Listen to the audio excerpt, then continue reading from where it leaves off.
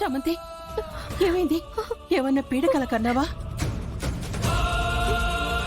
నాన్నని పోలీసులు కాల్ చేసినట్టు కలొచ్చిందత్త. నిజంగా అలా జరిగే ఉంటుందేమో. నాన్న, చామ్, నాన్న.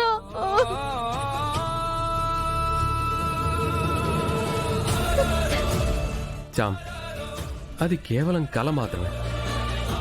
నువ్వు మీ నాన్నగారి గురించి ఆలోచించి పడుకొని ఉంటావు. అందుకే నీకు అలా కాలొచ్చింది.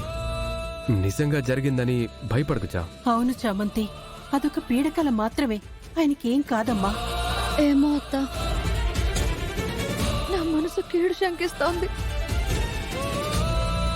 కానీ ఎందుకు ఆ దేవుడు నా నుంచి నాన్నని దూరం చేయాలని చూస్తున్నాడు?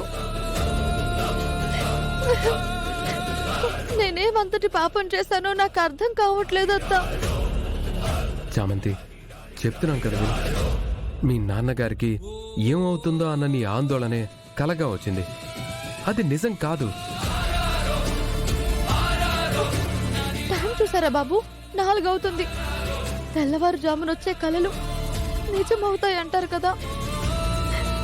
అప్పుడే కలొచ్చిందంటే నాన్నకి ఏదో ప్రమాదం ఉందనే కదా బాబు అర్థం.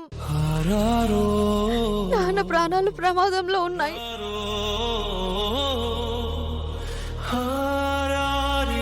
చామంతి, కలలనేవి కేవలం మన నమ్మకాలు మాత్రమే. అవి నిజంగానే జరుగుతాయని నమ్మకూడదు. ఆ నమ్మకాల్ని మనం ఎప్పుడూ మూఢనమ్మకాలుగా మార్చుకోకూడదు. మీ నాన్నగారికి ఏమీ కాదన్న సంకల్పమే కదుంది. ఏమీ కాదు, మీ నాన్నగారికి ఏమీ కాదు. నేను నీకు చెప్తున్నాను కదా, ఆ నమ్మకంతోనే ఉంది.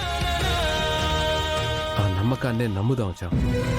అవును చామంతి, ఆ దేవుడు నీకు అన్యాయం చెయ్యడు. ధైర్యంగా ఉండు, ప్రశాంతంగా పడుకో. మీ నాన్నగారు పోలీసులకి దొరకరు చాము.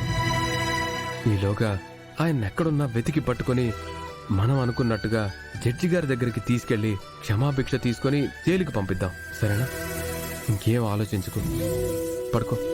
మీ నాన్నగారికి ఏమీ కాదు, పడుకో.